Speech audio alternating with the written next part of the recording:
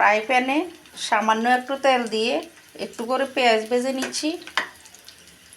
যে রেসিপিটা করব এখানে তেল সামান্য পরিমাণ লাগবে, তেল না দিলেও ভালো হয়। তারপরে পেঁয়াজ ভাজার জন্য একটু লাগতেছে, তাই দিলাম। পেঁয়াজগুলো এখন ভেজে নিব।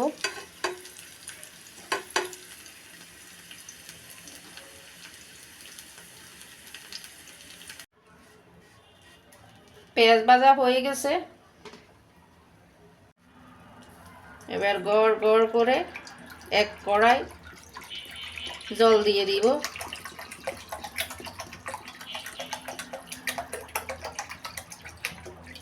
একদম এক কড়াই জল দিলাম।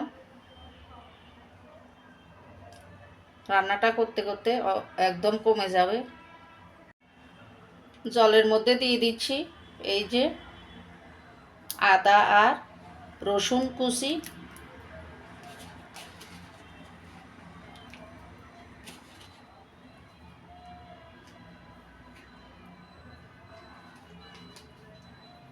দিয়ে দিচ্ছি কয়েক টুকরা কাঁচা মুরগি,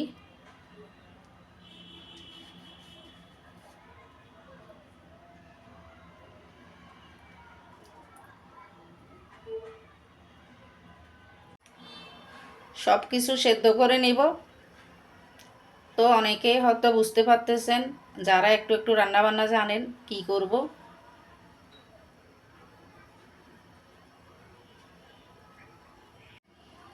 দিয়ে দিচ্ছি কাঁচামরিচ কুচি।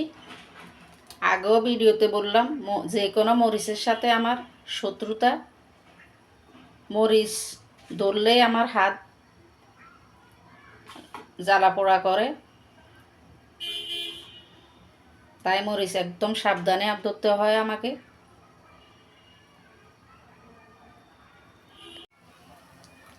মাংসগুলো মোটামুটি সিদ্ধ হয়ে গেছে। এবার মাংসগুলো এখান থেকে তুলে নিব।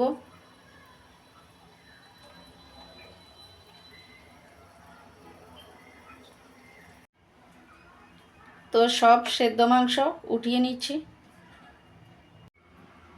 সব মাংস তুলিয়ে নিলাম। এবার মাংসগুলোকে হাড় থেকে আলাদা করে নিব।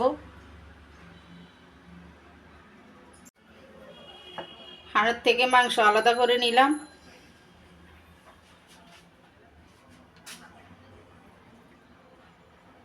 এবার আবার মাংসগুলো এখানে দিয়ে দিচ্ছি।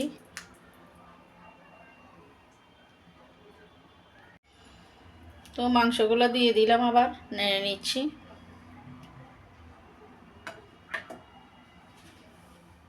এদিকে আমি এই চামচে 7 চামচ কর্নফ্লাওয়ার গুলে নিলাম। ঠান্ডা নর্মাল জলেই গুলে নিলাম।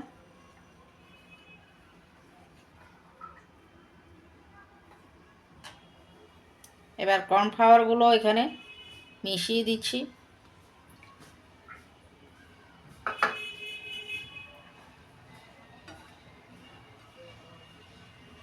কর্নফ্লাওয়ার দিয়ে অনবরত কতক্ষণ নাড়তে হবে, নয় দলা পাকিয়ে যাবে।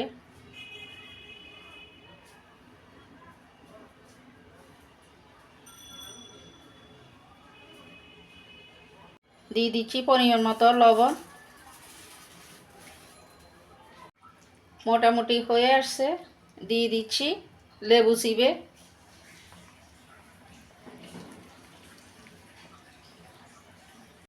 দিয়ে দিচ্ছি টমেটো সস।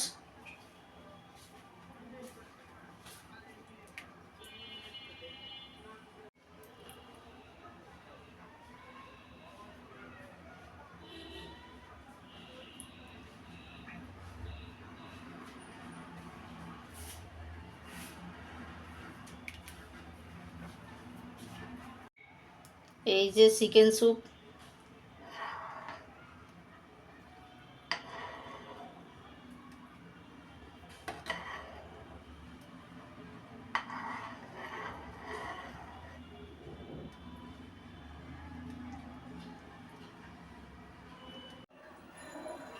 হয়ে গেল চিকেন স্যুপ। এবার টেস্ট করার পালা।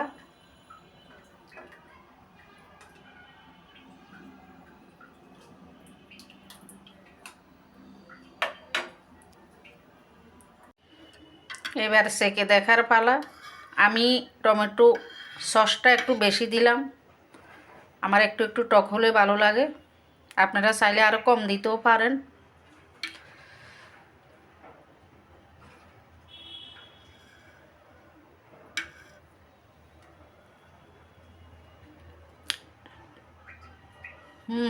ভালো হয়েছে,